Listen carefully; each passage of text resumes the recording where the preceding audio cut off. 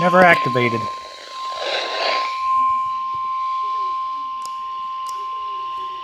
What could this be?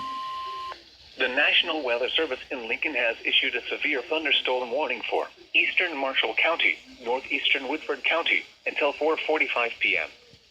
At 4:02 p.m., a severe thunderstorm was located near Lakin, moving east at 30 miles per hour. Expected hazards include 60 miles per hour wind gusts and quarter-size hail. This is a radar-indicated threat. The following impacts are expected. Hail damage to vehicles is expected.